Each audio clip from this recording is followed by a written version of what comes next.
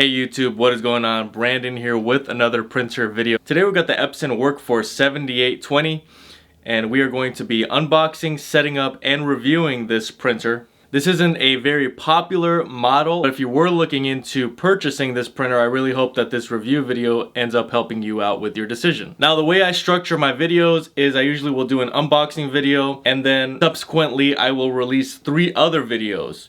Those 3 other videos include an ink installation video, a print quality test video, which is where I put this printer through the hoops, printing different photos, different documents, showing you basically the ability of this printer. And lastly, I include a repair video. Basically, if this printer or a similar model is having the issue of not printing a certain color, printing out choppy prints, or just a general print quality issue, I use the Best Printers cleaning kit to solve that problem, and in the video I show you how to use this cleaning kit. So right now, if you have a printer that is not printing a certain color or you have choppy prints, consider purchasing the Best Printers cleaning kit. I'll leave a link in the description below. Occasionally, if there's another feature on the printer that I really can't cover in this video or I don't want to get too much into the weeds on, I will make a 4th video. So you will find these videos in the description below under the videos section.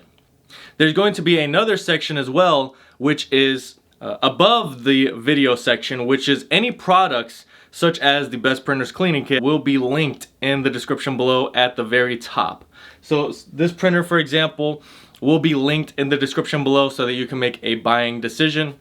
So that if you made your buying decision, you could buy it online right away through the link. If you're new to the channel, please consider subscribing. I would greatly appreciate that. Anything printer related, printer unboxing, repairs, ink installation, or opinionated videos on printers recommendations, that is what you're gonna find on this channel. So if you wanted a resource on YouTube for printers, either going forward or currently, consider subscribing.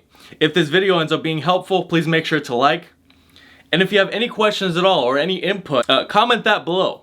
If I don't get to your comment, feel free to converse with each other. I won't promise you get a reply from me because I do keep myself very busy with this channel and I do get a ton of very specific comments, and I'll probably make a video on that. These videos that I make, they are not ones where you just comment, oh great job, thanks for the help. It's usually I get very specific questions about how to fix a printer, or so it takes me a lot longer to get through the comments. Don't get frustrated. There's a chance that I will get to your comment, but converse with each other, respond to each other if you can help each other out. That's what this community is all about. All right, that's enough of me. Now let's get to this printer.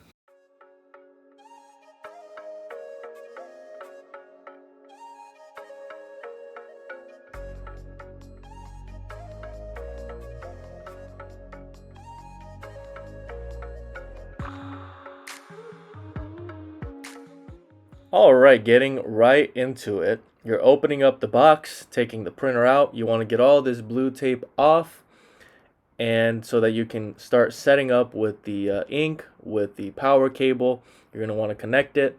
And this is everything that comes in the box. You have your ink, power cable, and a manual. Just in case I missed something, it should be in the manual, so check that out. You've got a CD so that you can install a driver onto your PC or laptop.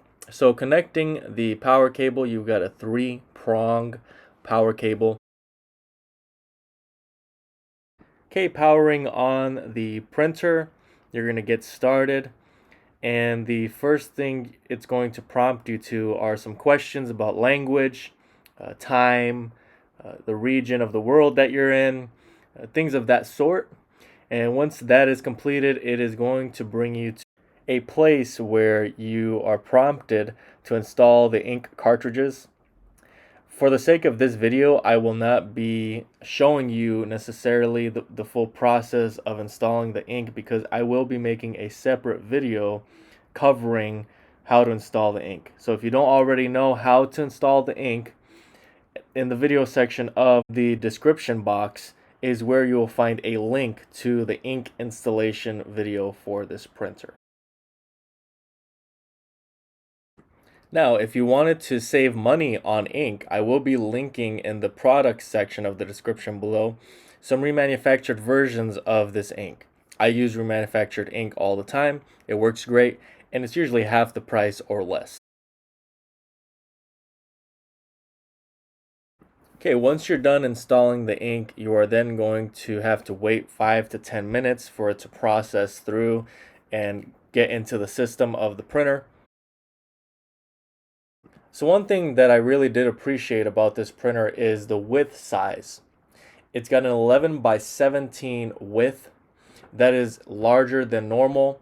That is going to be pretty much a specialty feature on this printer. What we're looking at here is the bottom paper tray. It also accommodates 11 by 17 width. That is going to be a big deal if you are having to print that size. Normally printers do not go up to that size. They go up to maybe a letter size like what I'm currently installing in the paper tray. The back paper tray also is going to accommodate 11 by 17. You've got a fold out paper tray that extends all the way out.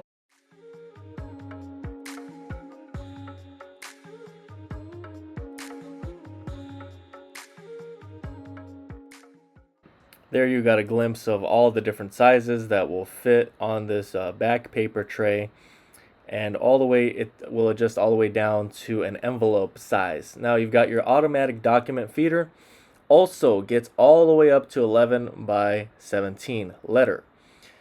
So you've got the 11 by 17 feature all across ADF, the back and bottom paper tray, and soon you will see also on the glass scanner. Okay, so for the sake of this video, I'm not going to set up the fax feature. That's something you can do though on your own time. Proceed and you would be able to set that up. But once we're past this point, now we have the main general screen where you have all of your functionality, all of your different options: copy, scan, fax, presets, memory device, fax box, confidential jobs, settings, and then at the top there you have your ink, you have your internet, and you have your setting where you can control whether the printer beeps or not when you're clicking the buttons.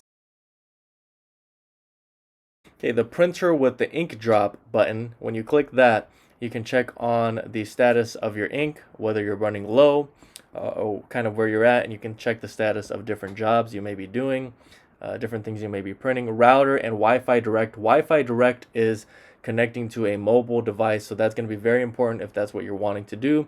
And of course you have your inbox for your fax.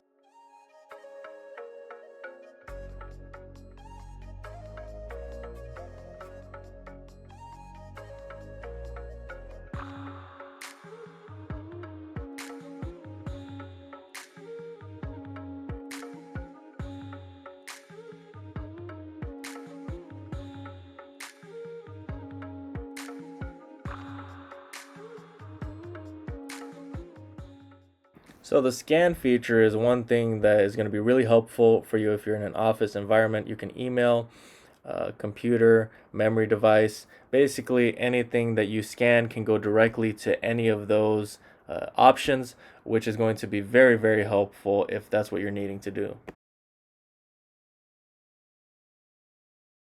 Now I did want to touch on the actual physical buttons because this is one thing that I really like about Epson. That button I just clicked is the paper settings, so it's the cassette or the paper tray. The paper tray is the back tray, and the paper tray is the bottom tray. You also can check on 3 or 4 different things by clicking a button. Sometimes it's just easier that way, and I really like that feature. Now the question mark button you see there in the middle, that's for when your kids don't want to help you. You're going to have to try to figure it out on your own, or that may be why you're watching this video. But you've got a lot of different features here. Of course, you have your USB drive port right there on the side, left-hand side. You can install your USB, print off photos, print off documents. And that is a very big convenience that comes with this printer.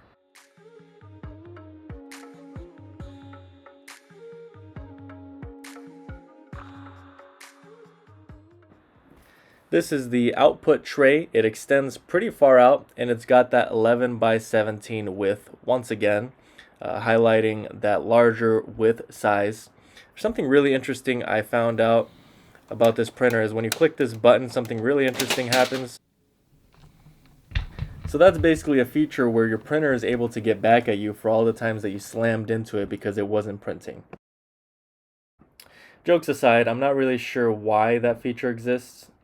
Just know that you're able to remove the output tray, but you're able to reinstall it again. So for whatever reason, you may figure that out. I'm not 100% sure right now why that is. If you do find out why the output tray is able to be removed like that, comment that below. I'd like to know.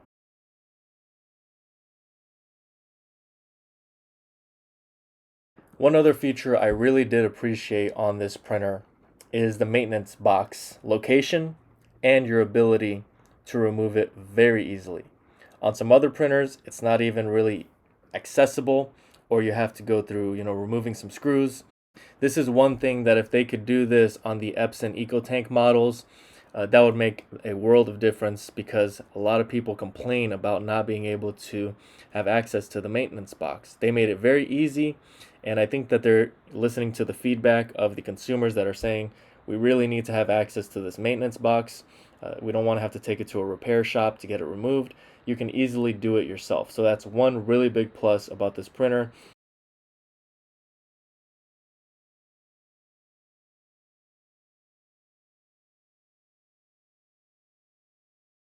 Okay, so as I mentioned, the glass scanner, the capacity on it for the width is 11 by 17. That is a big deal. You usually do not have a glass scanner that measures up to the rest of the printer. So if the printer has an extended width, such as this one, a lot of times you'll just have a regular glass scanner. However, if you're doing a project or something where you're needing to use the 11 by 17 width and you have to scan something that size, this is going to be really helpful, because you're able to do everything: ADF, print, scan, fax, and 11 by 17.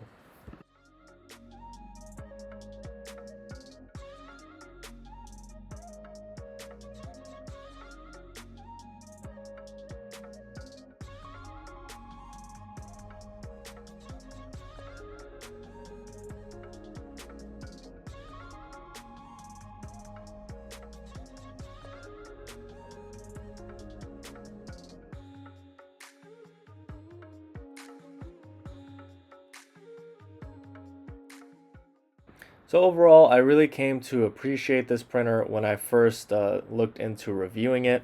I thought, maybe it's just, the same as every other Epson, but luckily there are some really good features on here. I really do appreciate the consistency of the 11 by 17, the easy access to the maintenance box. I love the touchscreen. That's a great feature that every printer should have, really. And you've got just a lot of different quirks. I like the different features on the main menu. So I do review a lot of printers, so I pick up on these small differences, and some of these differences do make a big difference. So if you're doing projects where you need a longer width, this is going to be excellent for you. You really have to fit in a specific category to need this size of printing. But if you do, you will come to appreciate it. This printer will definitely fit your needs. It has everything you need as far as utility.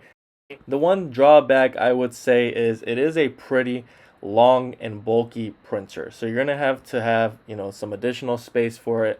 If you have a cluttered office, or you don't have much space in the house, you're going to have to plan for that, because this is a larger, heavier printer. So when you're moving it around also, you're going to need help. So you'll have to take that into consideration. But I really enjoyed reviewing this printer. I hope this video was helpful. If it was, please make sure to like, comment, and subscribe. Remember what is in the description box. You've got links to videos and then links to the products that I talked about in this video. So I hope you find all of that information, all of those links helpful. But that's really all I have for today. Thank you guys so much for watching, and until next time.